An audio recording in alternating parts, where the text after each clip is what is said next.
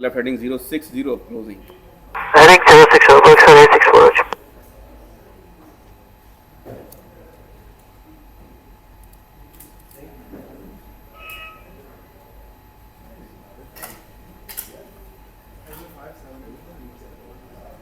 Pakistan 864 expedite your descent.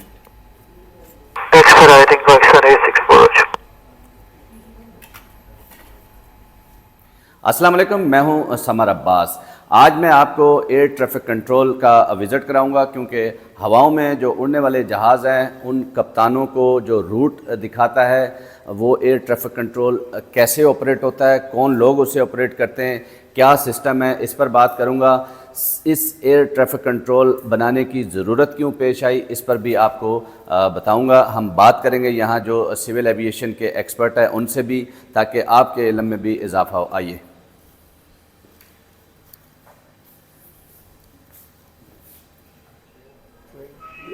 ہاں جی، دیکھیں بالکل یہ ایئر ٹریفک کنٹرول ایریا ہے جہاں سے جہازوں کو آپریٹ کیا جاتا ہے۔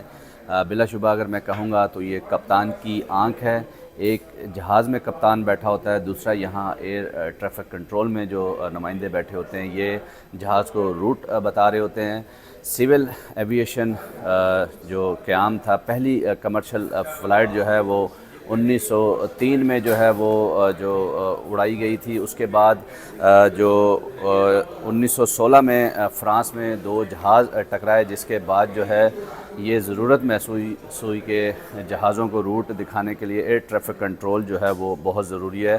تو 1922 میں جو ہے ایئر ٹریفک کنٹرول کا قیام عمل میں آیا گیا۔ یہ ایئر ٹریفک کنٹرول آپ کو دکھاؤں، یہ وہ ایریاز ہیں جو آپ دیکھ سکتے ہیں کہ یہاں سے تمام جو ہے وہ ایئر ٹریفک کو کنٹرول کیا جاتا ہے۔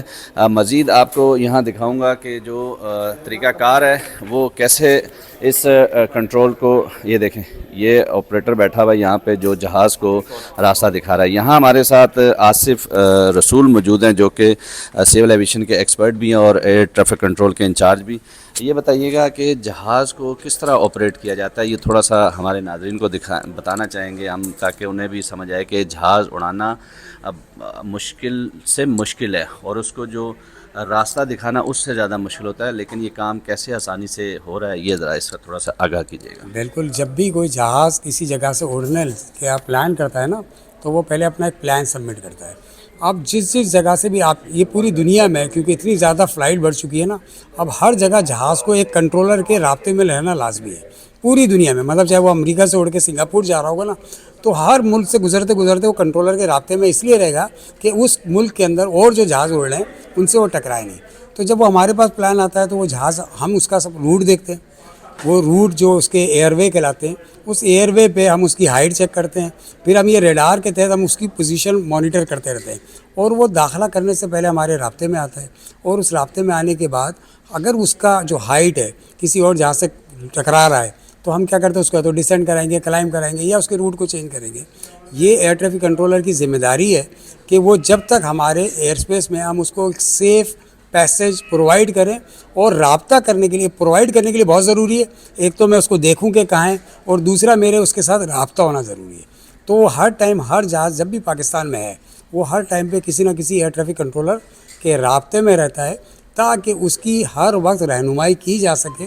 اگر کوئی بھی جہاز اس سے کانفلکٹ کر رہا ہے، اس کے پاتھ کو کراس کر رہا ہے اسی کی سیم ہائٹ پر، تو پھر ہم اس کو ہائٹ کو چینج کریں گے یا پاتھ کو چینج کریں گے، تاکہ دونوں جہاز باحفاظت اپنی منزل کی طرف پہنچ جائیں۔